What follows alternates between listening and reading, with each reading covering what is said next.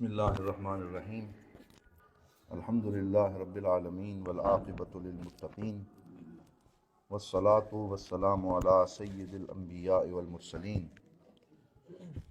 وعلی آلہ واصحابہ وعترتہ اجمعین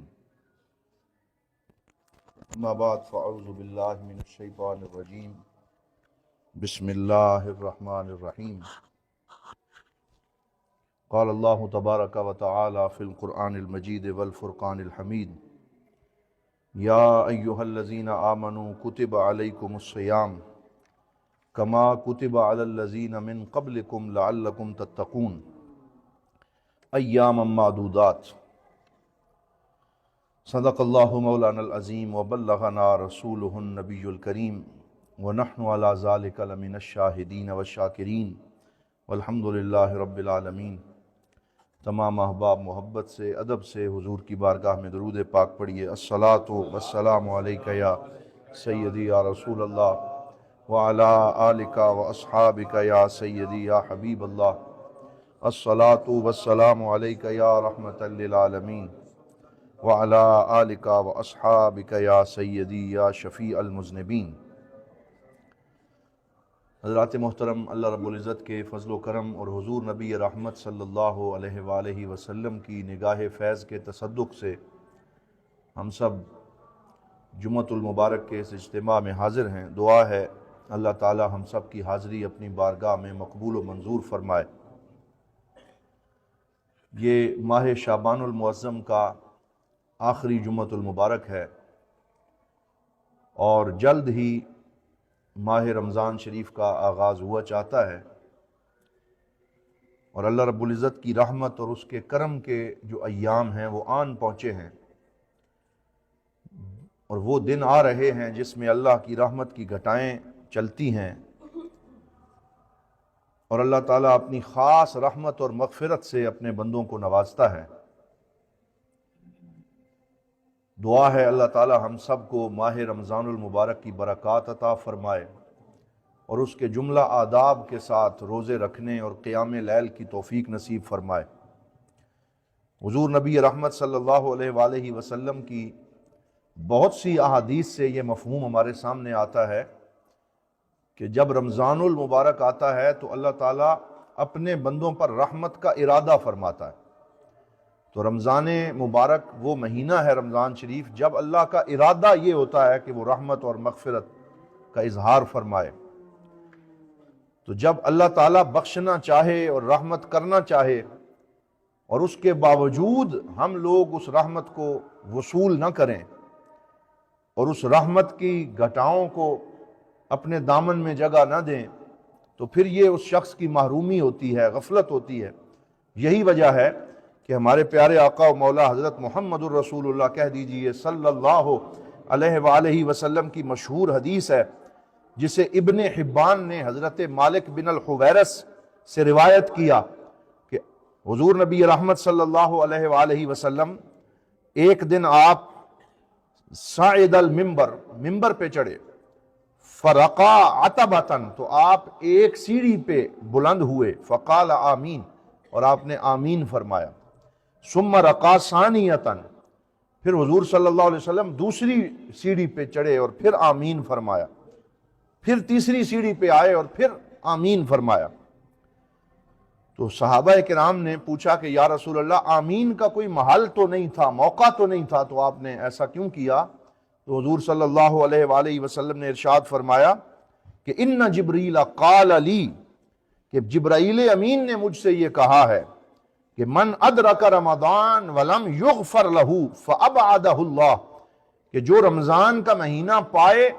اور پھر بھی رحمت اور مغفرت حاصل نہ کر سکے، فابعدہ اللہ، تو اللہ تعالیٰ اسے اپنی رحمت سے دور کرے۔ یہ بات حضرت جبرائیل نے کی اور میں نے اس پہ آمین کہا۔ سرکار دو عالم صلی اللہ علیہ وسلم فرماتے ہیں کہ دعا جبرائیل نے مانگی اور میں نے آمین کہا، اور دعا یہ مانگی کہ وہ شخص جس کو رمضان کا مہینہ ملے اور یہ دن اس کو میسر آئیں اور ان دنوں میں بھی وہ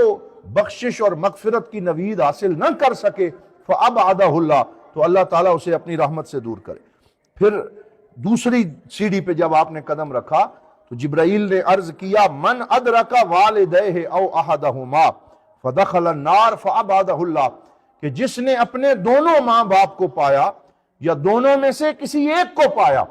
اور پھر بھی وہ ان کی وجہ سے جنت میں داخل نہ ہو سکا، کہ وہ بھی اس کے پاس جنت میں داخلے کا سبب تھے کہ وہ ان کی خدمت کرتا، وہ ان ماں باپ کے قدم چومتا، وہ ان کے لیے جو خدمت ہو سکتی ہے وہ کرتا اور ان کی بات مان کے جنت میں داخل ہو جاتا، تو جس نے یہ بھی نہ کیا تو اسے بھی اللہ اپنی رحمت سے دور کرے۔ تو حضور نے پھر آمین فرمایا، اور پھر جب تیسری سیڑھی پہ حضور نے قدم رکھا تو پھر جبرائیل امین نے عرض کیا کہ من ذکرت عندہ ولم یصلی علیک فابعدہ اللہ، کہ جس کے سامنے آپ کا نام لیا جائے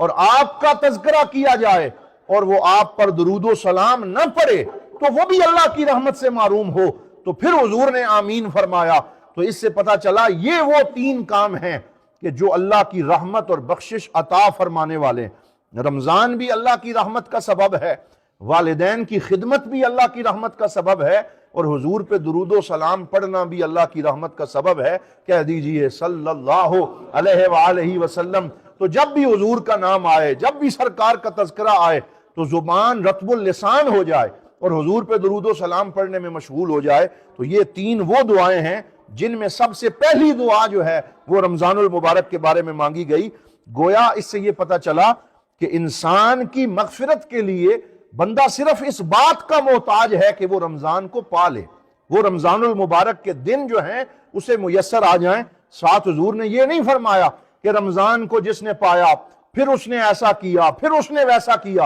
اور کوئی شرط نہیں لگائی، یعنی جس نے رمضان کو پا لیا تو مطلب یہ ہے کہ ان رمضان کے معمولات کو بجا لایا۔ رمضان کے معمولات روزہ ہے، رمضان کے معمولات قیام لیل اور تراویح ہے، رمضان کے معمولات سحر اور افطار ہے۔ تو جس نے رمضان المبارک میں نمازوں کی پابندی کر لی اور ان کے معمولات کو صحیح طریقے سے ادا کر لیا تو وہ جو ہے وہ بخشش اور مغفرت کا طلبگار بھی بنتا ہے اور اس کو یہ بخشش عطا بھی فرما دی جاتی۔ اسی طرح اس سے یہ بھی پتہ چلتا ہے کہ کیوں رمضان المبارک کے اندر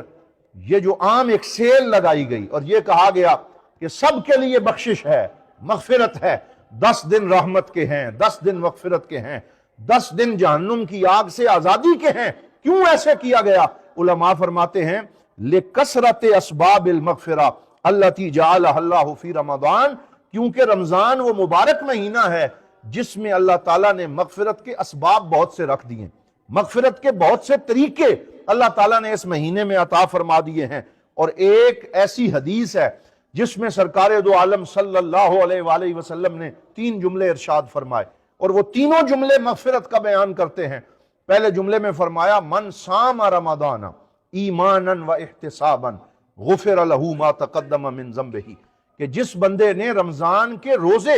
ایمان کے ساتھ اور اجر کی امید کے ساتھ رکھ لیے تو اس کے سارے پچھلی زندگی کے گناہوں کو بخش دیا جاتا ہے، اس کے پرانے سارے گناہ بخش دیے جاتے ہیں اور وہ گناہوں سے پاک ہو جاتا ہے۔ تو یہاں رمضان کے روزوں کا سبب ذکر کیا کہ وہ ان روزوں میں سے کسی کو ضائع نہ کرے، جان بوجھ کے بہانہ نہ بنائے، بلکہ یہاں فرمایا من صام رمضان، پورے رمضان کا ذکر کیا اور ایک پورے پیکج کا ذکر کیا، 1 دن کا نہیں، 2 دن کا نہیں، بلکہ پورے رمضان کے جس نے روزے رکھے اور بغیر عذر کے اس نے کوئی روزہ نہ چھوڑا۔ عذر کون سا ہے؟ ایسا مرض جو روزہ رکھنے میں حائل ہو جائے، ایسا مرض جس کی وجہ سے انسان اپنے روزہ پایا تکمیل تک نہ پہنچا سکے، یہ عذر ہے۔ یا ایسا سفر جو شرعی سفر جسے قرار دیا جاتا ہے، جس میں تھکاوٹ ہے یا جس کی وجہ سے نماز قصر جو ہے وہ بندہ پڑھ سکتا ہے، تو جس نے ایسے سفر پہ جانا ہو اسے بھی رخصت ہے کہ وہ اگر اس کا سفر لمبا ہے، مشقت والا ہے اور اسے پتا ہے کہ میرے لیے مشکل ہوگی سفر کی، تو اس کو یہ سہولت دے دی کہ ان 2 بندوں کے لیے من کان مریضا او علی سفر فعدۃ من ایام اخر، تو پھر وہ اتنی گنتی باقی دنوں کے اندر پوری کر لے۔ اسے رمضان کے روزوں کا قضا کرنا کہتے ہیں کہ وہ ادا نہیں کر سکا وہ قضا کر لے۔ لیکن اس کے علاوہ کسی کو چھٹی نہیں ہے، کسی کو معافی نہیں ہے۔ آج ہم دیہات میں، اپنے ارد گرد کے دیہات میں، بلکہ اب تو شہروں میں ہر جگہ یہ دیکھتے ہیں کہ بغیر کسی سبب کے لوگ روزہ چھوڑ دیتے، روزہ نہیں رکھتے، رمضان المبارک میں سوئے رہتے ہیں، اور رمضان کے روزے جو ہیں ان سے وہ رحمت اور مغفرت کی یہ موقع جو ہے اسے ضائع کر رہے ہوتے ہیں۔ کوئی کہتا ہے جی میں نے ہل چلانا ہے، کوئی کہتا ہے جی میں نے جو ہے وہ جا کے اپنے مال مویشی کے لیے فلاں اہتمام کرنا ہے، جبکہ جس قدر زیادہ مشقت کے ساتھ انسان روزہ رکھے اس کی صحت بھی اتنی اچھی ہوگی اور اس کو اتنا زیادہ اجر و ثواب ملے گا، اور اس ایسی کسی مشقت کے لیے روزے کی معافی نہیں دی گئی۔ تو اس لیے حضور صلی اللہ علیہ وسلم نے فرمایا من صام رمضان ایمانا و احتسابا، کہ جس نے ایمان کی حالت میں، اور احتساب کا مطلب ہے کہ اس اجر کی امید کسی اور سے نہ رکھے۔ جب ہم روزہ رکھتے ہیں ہمیں کسی اور بندے سے تعریف کی امید نہیں ہوتی کہ کوئی ہماری تعریف کرے یا کوئی ہمیں ریوارڈ عطا فرمائے، بلکہ ہر روزہ دار کی نظر اللہ کے فضل پہ ہوتی ہے کہ میں اس کے لیے، اس کے جلووں کے لیے، اس کی ذات کو راضی کرنے کے لیے اپنے آپ کو بھوکا اور پیاسا رکھ رہا ہوں۔ تو یہ احتساب کا مطلب ہے کہ وہ اللہ تعالیٰ سے اجر کی امید رکھتے ہوئے روزہ رکھتا ہے۔ تو غفر لہ ما تقدم من ذنبہ، تو حضور صلی اللہ علیہ وسلم نے فرمایا کہ اس کے وہ گناہ بخش دیے جاتے ہیں۔ پھر اگر روزے میں کہیں کوئی کمی رہ گئی تو دوسرا موقع دے دیا، اور اگلے جملے میں ارشاد فرمایا من قام رمضان ایمانا و احتسابا غفر لہ ما تقدم من ذنبہ، کہ جس نے رمضان کے روزوں کے اندر قیام لیل کر لیا، رات کو مصلی پہ کھڑا ہو گیا، رب کا قرآن سنا، تراویح کی نماز ادا کی اور قیام لیل کیا، رات کو نوافل پڑھے، تو اور وہ بھی پورے رمضان میں، اس میں بھی سستی نہ کی بلکہ پورے رمضان المبارک میں یہ معمول اس کا رہا، غفر لہ ما تقدم من ذنبہ، تو ایسے خوش نصیب کے بھی سابقہ سارے گناہ بخش دیے جاتے ہیں، اور اس کے اوپر بھی اللہ تعالیٰ کی رحمتوں کا نزول ہوتا ہے۔ قیام لیل کا اہتمام کیا جائے اور اس کے اندر سستی نہ کی جائے۔ یہ حضور صلی اللہ علیہ وسلم کا معمول تھا کہ آپ باقی دنوں میں قیام لیل فرماتے، لیکن جب رمضان آتا کان یشمر عن ساعۃ الجد، حدیث کے لفظ ہیں کہ آپ آستینیں چڑھا لیتے، اور آستینیں چڑھانے کا یہ مفہوم نہیں ہے کہ واقعی اپنی آستینیں اوپر کر لیتے، بلکہ یہ ایک بلیغ جملہ ہے جس کا معنی ہے کہ زیادہ محنت فرماتے، زیادہ مشقت فرماتے، اور عبادت کے لیے کمرے ہمت کو کس لیتے اور اپنے آپ کو پہلے سے تیار کر لیتے۔ اور حضرت سیدنا انس بن مالک فرماتے ہیں وَقَانَ أَجْوَدَ مَا يَكُونُ فِي رَمَضَانَ، کہ سرکار دو عالم صلی اللہ علیہ وسلم جب رمضان آتا تو حضور کی سخاوت کے دریا بہ جایا کرتے تھے، اور آپ اتنے سخی بن جاتے، اجود من الریح المرسلہ، کہ تیز چلتی ہوئی ہواؤں سے بھی زیادہ حضور سخاوت کا اظہار فرماتے۔ آپ کا دست عطا ہوتا اور آپ ہر آنے جانے والے کو نوازتے رہتے، فقراء اور مساکین کے لیے دسترخوان کا اہتمام فرماتے، اور بہت زیادہ سخاوت بھی فرماتے، عبادت بھی فرماتے، قیام لیل بھی فرماتے۔ تو یہ بھی خوشخبری دے دی کہ جس نے قیام لیل کو پابندی کے ساتھ رمضان میں کر لیا تو اس کے لیے بھی یہ خوشخبری ہے۔ اور پھر ارشاد فرمایا ممکن ہے کہ کسی کی کسی عذر کی وجہ سے روزے میں یا قیام لیل میں کوئی کمی رہ گئی تو ایک تیسرا موقع دے دیا۔ وہ ہمارے استاد گرامی فرمایا کرتے تھے کہ اس حدیث کے مزاج سے معلوم ہوتا ہے کہ گویا اللہ تعالیٰ کی رحمت یہ پکار رہی ہے کہ میں نے تجھے بخشنا ہے تو میں نے تجھے بخشنا ہے۔ مطلب یہ ہے کہ اللہ تعالیٰ بخشنے پہ یوں آمادہ ہے کہ پہلے روزوں پہ بشارت، پھر قیام لیل پہ بشارت، اور اگر وہاں بھی کمی رہ گئی تو فرمایا من قام لیلۃ القدر ایمانا و احتسابا غفر لہ ما تقدم من ذنبہ، کہ پھر جس کو شب قدر نصیب ہو گئی اور اس نے شب قدر میں عبادت کر لی، سجدے کر لیے، رو رو کے معافی طلب کر لی، تو فرمایا ہم اس کی بھی پچھلی زندگی کے سارے گناہوں کو معاف فرما دیتے۔ تو یہ رحمت کی نوید لے کر یہ حدیث پاک رمضان المبارک میں حضور صلی اللہ علیہ وسلم نے ارشاد فرمائی۔ اور پھر ہر قدم پہ رمضان میں بہاریں ہیں۔ ایک یہ بھی نوید ہے کہ للصائم عند فطرہ دعوت لا ترد، او کما قال النبی صلی اللہ علیہ وسلم، فرمایا رمضان المبارک میں جب افطار کا وقت آتا ہے تو آج کل تو رواج بن گیا کہ بڑے بڑے ہوٹلوں کے اوپر کچھ سیاسی قسم کے بھی افطار کروائے جاتے ہیں، اور لوگوں نے افطاری کو ایک رواج بنا لیا۔ افطار ڈنر رکھے جاتے ہیں جہاں 2-3 ہزار بندے کا بندوبست ہوتا ہے، اچھی بات ہے، لیکن اس میں کچھ ایسے لوگ بھی شریک ہوتے ہیں کہ جن کا روزے سے کوئی سروکار نہیں ہوتا اور وہ ایک پکنک پوائنٹ آف ویو سے وہاں روزے کی افطاری میں آ جاتے ہیں، تو ایک طرف وہ بندہ جس نے روزہ رکھا ہی نہیں ہے اور وہ افطار کے لیے صرف اس لیے منہ پہ تالا لگا کے بیٹھا ہے کہ چلو رسمن میں لوگوں کے ساتھ افطار کر لوں گا، جب ٹائم ہوگا وسل بجے گا تو ٹھیک ہے میں بھی لوگوں کے ساتھ اس وقت کھجور کھا لوں گا، لیکن اس نے روزہ نہ رکھا۔ اور دوسری جانب وہ مزدور جو سارا دن سڑک پہ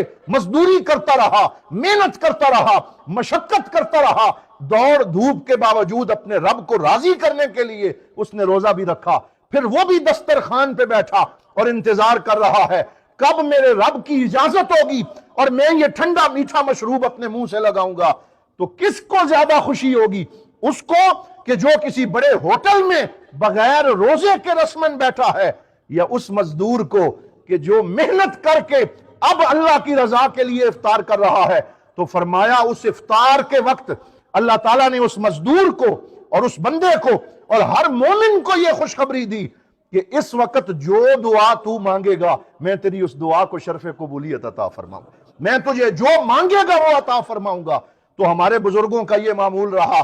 کہ وہ رمضان سے پہلے دعائیں جمع کرتے تھے کہ اللہ تعالیٰ نے یہ ہمیں خوشخبری دی ہے کہ ہر وقت دعا قبول ہوتی ہے اور افطار کی دعا قبول ہوتی، تو ہر روز وہ نئی دعا مانگتے۔ آج ہم نے اللہ سے یہ مانگنا ہے، آج یہ طلب کرنا ہے، اور پوری زندگی کے لیے، اولاد کے لیے، مستقبل کے لیے جو مانگنا ہے وہ اللہ تعالیٰ اس جو ہے وہ رمضان میں نصیب اور عطا فرماتا۔ پھر ایک حدیث پاک میں ارشاد فرمایا وَلِلَّهِ اُتَقَى مِنَ النَّارِ وَذَلِكَ فِي كُلِّ لَيْلَةٍ، اور فرمایا پھر اللہ تعالیٰ جہنم کی آگ سے رمضان المبارک میں بندوں کو آزاد کرتا ہے اور آزادی کا پروانہ عطا فرماتا ہے، وَذَلِكَ فِي كُلِّ لَيْلَةٍ، اور یہ کرم اللہ ہر رات فرماتا ہے، یعنی رمضان کی ہر رات میں کسی کو خوشخبری ملتی ہے، کوئی خوش نصیب ایسا ہوتا ہے جو جہنم کی آگ سے آزاد کر دیا جاتا ہے۔ پھر اللہ رب العزت نے اس میں اور بہت سے اسباب مغفرت رکھے۔ یہ مغفرت کا کتنا بڑا سبب ہے کہ باقی 11 مہینوں میں اللہ تعالیٰ کی مغفرت تو ملتی ہے، لیکن ساتھ شیطان اکسانے کے لیے موجود ہوتا ہے اور وہ انسان کو اٹھنے نہیں دیتا، مصلی پہ آنے نہیں دیتا۔ لیکن اللہ نے رمضان میں یہ کتنی مدد فرمائی، اعاننا علی الطاعہ، کہ اپنی نیکی اور اطاعت پہ ہماری مدد فرمائی۔ اور وہ مدد کیا ہے؟ صفدہ الشیاطین، فرمایا کہ شیطانوں کو اللہ تعالیٰ جکڑ دیتا ہے زنجیروں میں۔ الذی یمنعک من الطاعہ، وہ شیطان جو تمہیں نیکی سے منع کرتا ہے، جو اٹھنے نہیں دیتا، جو مصلی پہ نہیں آنے دیتا، جو ذکر نہیں کرنے دیتا، فرمایا ہم نے ان شیطانی قوتوں کو جکڑ دیا اور ٹھنڈی رحمان کی ہواؤں کو چلا دیا اور مغفرت کے اسباب عطا فرما دیے۔ اب بھی جو مغفرت حاصل نہ کر سکے تو وہ محروم ہوگا۔ تو اس طریقے سے اللہ تعالیٰ نے شیطانوں کو جکڑ دیتا۔ اور ایک حدیث پاک میں ارشاد فرمایا، یہ مسند امام احمد بن حنبل میں ہے کہ اذا کان اول لیلۃ من رمضان، کہ جب رمضان کی پہلی رات آتی ہے، صفدت الشیاطین ومردت الجن، تو اللہ تعالیٰ شیطانوں اور جنات کو جکڑ دیتا ہے۔ وغلقت ابواب النار، اور جہنم کے دروازوں کو بند کر دیا جاتا ہے۔ ولم یفتح منہا باب، اس میں سے کوئی دروازہ کھلا نہیں رہتا۔ وفتحت ابواب الجنہ ولم یغلق منہا باب، اور جہنم کے دروازوں کو بند کر دیا جاتا ہے کہ ان میں سے کوئی کھلا نہیں رہتا۔ وینادی منادن، اور ایک ندا لگانے والا اللہ کی طرف سے آواز لگاتا ہے، یا باغی الخیر اقبل، کہ اے خیر کی قوتو تم آگے بڑھو، اے نیکی کرنے کے ارادوں تم آگے بڑھو۔ تو نیکی کرنے کے ارادوں کو خوش آمدید کہا جاتا ہے۔ اور پھر اعلان ہوتا ہے، یا باغی الشر اقصر، اور اے شر اور برائی کا ارادہ پیدا کرنے والی قوتو تم رک جاؤ۔ تو انہیں روک دیا جاتا ہے، تو یوں پورا ماحول بندہ مومن کا معاون بن جاتا ہے کہ وہ نیکی کرے، وہ اپنے رب کو یاد کرے، وہ اپنے کریم آقا پہ درود و سلام پڑھے، وہ رات کی خلوتوں میں عبادت کی لذت حاصل کرے، وہ سجدوں میں اللہ کی نیاز بندی کے لیے حاضر ہو جائے، تو پورا ماحول جو ہے وہ اس کا معاون اور مددگار بن جاتا ہے۔ اسی لیے ارشاد فرمایا، سارعوا الی مغفرۃ من ربکم، جلدی کرو اس رب کی مغفرت حاصل کرنے کے لیے، وجنت، اور وہ جنت پانے کے لیے ارضها السماوات والارض، کہ جس کی چوڑائی ساری زمینیں اور آسمان ملا کے وہ اس کی چوڑائی ہے، اعدت للمتقین، اور جسے پرہیزگاروں کے لیے تیار کیا گیا۔ تو یہ جو مصارعہ ہے، یہ جو ریس ہے، یہ جو نیکیوں کی دوڑ ہے، اس کا محل اور اس کا موقع اور اس کا موسم جو ہے وہ رمضان المبارک کا یہ مہینہ ہے۔ تو اللہ تعالی ہمیں اس مہینے میں بہت زیادہ محنت کی توفیق عطا فرمائے۔ آخر میں صرف یہ اس جملے پہ اختتام کرتا ہوں کہ جزائر کے ایک بہت بڑے شیخ ہیں جن کا نام ہے شیخ سعید القملی حفظہ اللہ تعالی، وہ ایک دن بیان فرما رہے تھے کہ میں کسی گلی کے کنارے بیٹھا ہوا تھا تو ایک بابا لاٹھی ٹیکتے ہوئے دور سے آیا جس کی عمر 100 سال سے زیادہ تھی، اور وہ آہستہ آہستہ آ کے میرے پاس رکا، اس نے اپنے سانس کو ہموار کیا، پھر میری طرف دیکھا اور مجھے کہنے لگا، وہ شعبان کا مہینہ تھا، کہنے لگا کہ جب ہمارا دور تھا، ہم جب جوان تھے تو ہمارے بزرگ 6 مہینے یہ دعا کرتے تھے کہ یا اللہ ہمیں رمضان تک پہنچا۔ 6 مہینے انتظار کرتے تھے کہ ہمیں رمضان کی بہاریں عطا فرما، پھر رمضان المبارک میں اللہ تعالیٰ کی نعمتوں سے لطف اندوز ہوتے اور عبادت کرتے، اور پھر جب رمضان گزر جاتا